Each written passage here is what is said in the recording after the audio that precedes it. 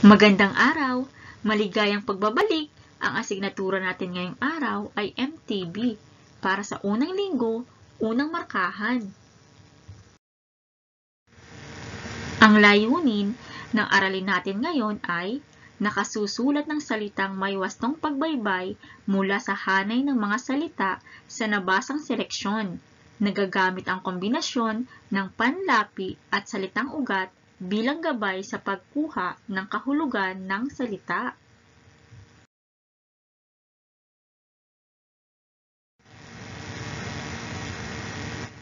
Para sa ating panimulang gawain, alin sa mga sumusunod na pangkat na mga salita ang may wastong baybay?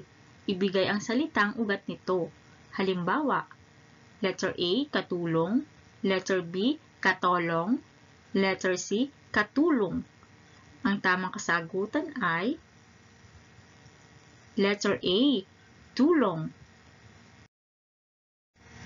Bilang isa, letter A, labinsiyam, letter B, labinsyam, or letter C, labinsiyam.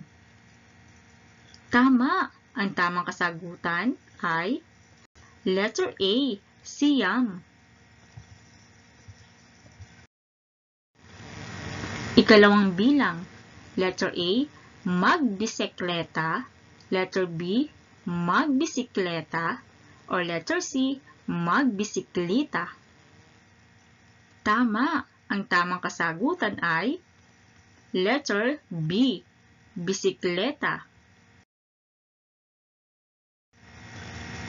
Para naman sa ikatlo, letter A, kinain, letter B, kinain, or letter C, kinain.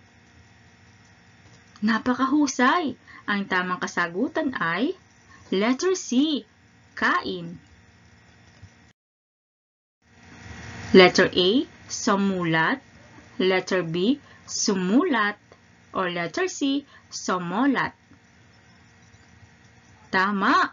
Ang tamang kasagutan ay letter B, sulat. Ikalima, letter A, katahimikan, letter B, katahimikan, or letter C, katahimikan. Tama! Ang tamang sagot ay letter A, tahimik. Makinig sa babasahin kong maikling kwento. Ang pamagat ng maikling kwentong ito ay Huwarang Mag-anak. Nakatutong pagmasdan ang mag-anak ni Mang Edwin. Tuwing walang pasok, makikita silang tulong-tulong sa gawain. Maagang nagdidilig ng halaman si Nene. Tumutulong naman sa paglabas si ate sa nanay at sa iba pang gawaing bahay. Si tatay naman at kuya ay abala rin sa paglilinis ng bakuran. Pagkatapos ng kanilang gawain, sabay-sabay silang kakain habang masayang nagkukwentuhan at magpapahinga. Tunay ngang huwaran ang mag-anak ni Mang Edwin. Salat man sa yaman, busog naman sa pagmamahalan at kaligayahan.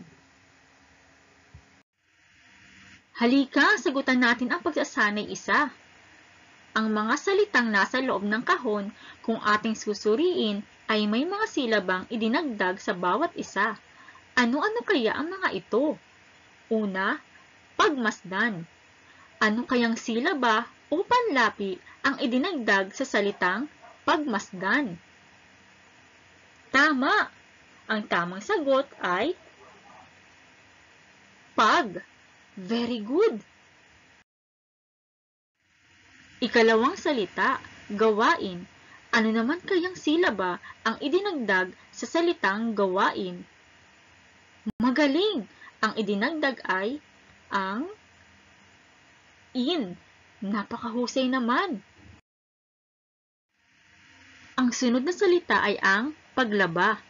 Ano naman kayang idinagdag na silaba sa salitang paglaba? Tama!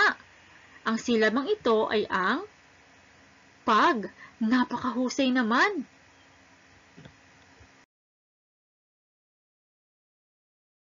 Paglinis. Ano naman kayang salitang silaba ang idinagdag sa salitang paglinis? Tama! Ito ay ang idinagdag. Very good naman. Ang susunod na salita ay kakain. Ano naman kayang idinagdag na silaba sa salitang kakain? Napakahusay! Ang sagot ay ka. Very good naman.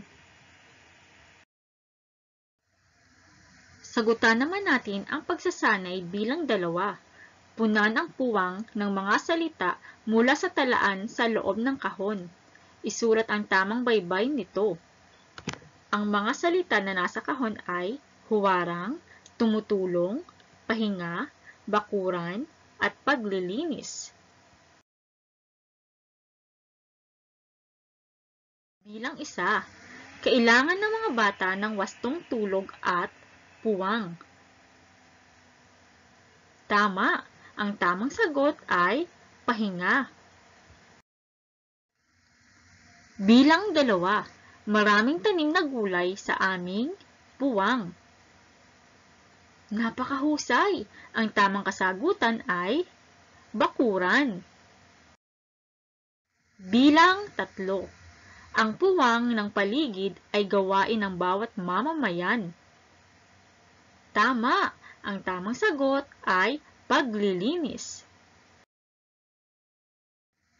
Bilang 4, ang mag-anak na santos ay puwang pamilya. Napakahusay! Ang tamang sagot ay huwarang. Bilang 5, puwang sa mga gawaing bahay si Brenda tuwing Sabado. Magaling! Ang tamang sagot ay tumutulong.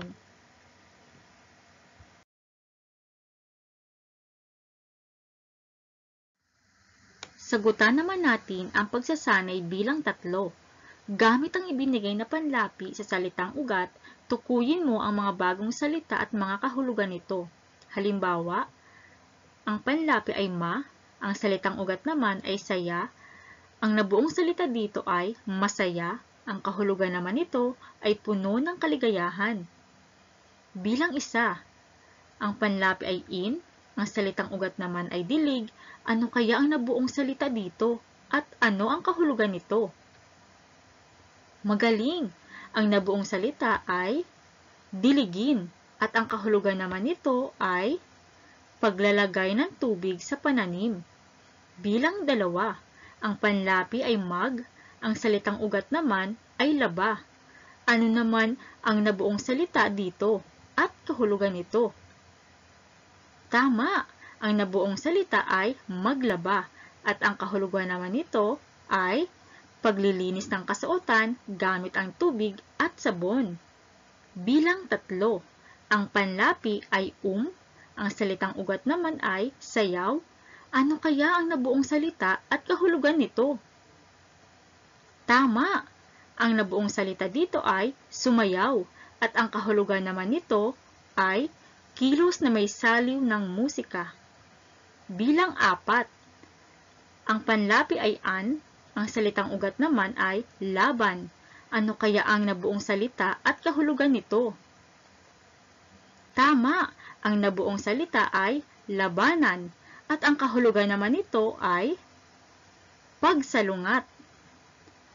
Ang panlapi naman sa bilang 5 ay ma. Ang salitang ugat naman nito ay yaman. Ano kaya ang nabuong salita at kahulugan dito? Napakahusay! Ang nabuong salita ay mayaman at ang kahulugan naman ng mayaman ay hindi naghihirap. Napakahusay mo naman! Lagi mong tatandaan, upang maisulat ang wastong baybay ng mga salita, kailangan mong una, basahin ng paulit-ulit ang pangungusap. Ikalawa, unawaing mabuti ang pangungusap. Ikatlo, tandaan ang bilang ng pantig sa bawat salita. At ang ika-4 ay, isulat ng maayos ang salita. Ang salitang ugat ay ang pangunahing bahagi ng isang pangalan, pang-uri, at iba pang salitang nilalapian. Ang panlapi naman ay ang kataga o pantig na ikinakabit sa unahan, sa gitna, o sa hulihan ng salitang ugat upang makabuo ng bagong salitang may bagong kahulugan. Alamin kung ano ang tawag sa bagay na nasa larawan. Piliin ang tamang baybay nito na makikita sa loob ng panaklong. Ito ba ay isang eroplano, eroplano, o eroplano? Ano ba ang tamang baybay ng eroplano? Tama! Ang tamang sagot ay eroplano. Napakahusay! Ang dalawa. Ano ang nakikita ninyo sa larawan? Ito ba ay prutas, prutas, o protas? Tama! Ito ay isang prutas. Magaling!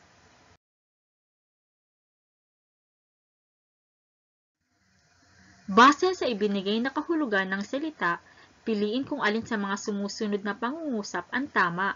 Isulat mo ang letra ng tamang sagot. Bilang 3. Pito. Ito ay bagay na gumagawa ng tunog kapag hinihipan. Letter A. 7 lang na tao ang maaaring pumasok sa tindahan. Letter B. Huminto ang lahat nang marinig nila ang pito ng pulis. Tama! Ang tamang kasagutan ay letter B. Napakahusay naman. Bilang 4. Paso. Ito ay bagay na pinagtataniman ng mga halaman. Letter A. Dinidiligan nila ang mga halaman sa paso. Letter B. Namamaga ang paso niya sa paa. Magaling! Ang tamang kasagutan ay letter A. Ang galing mo! Bilang 5. Basa. Natapunan ng tubig o inumin. Letter A. Nagkamali siya ng basa sa salita. Letter B. Basa siya ng ulan nang umuwi ng bahay. Ano ang tamang kasagutan? Magaling! Ang tamang sagot ay letter B. Dagdagan ng panlapi ang salitang ugat upang mabuo ang mga pangungusap. Bilang 1. Suklay puwang mo nang mabuti ang mahabang buhok ni Ana. Ano kayang panlapi ang dapat nating idagdag? Tama! Ang panlapi ay in. Very good. Number 2. Tulungan mong puwang dilig ng halaman si Chris. Napakahusay! Ang panlapi na dapat gamitin ay mag. Bilang 3. Sabay-sabay puwang awit sina June, Jenny, at Jean na kanilang paboritong awitin. Tama! Ang panlapi ay Number 4. Mabilis kay puwang ait si Katrina ng kanyang baon. Napakahusay naman! Ang panlapi ay Bilang 5. Maaari mo bang sama puwang sina Tin at Sita sa palengke? Napakahusay! Ang panlapi na dapat gamitin ay han. Very good, kid! Maraming salamat sa inyong pakikinig. Muli, ako si Ma'am Jade ay Atsordido. Hanggang sa muli, paalam!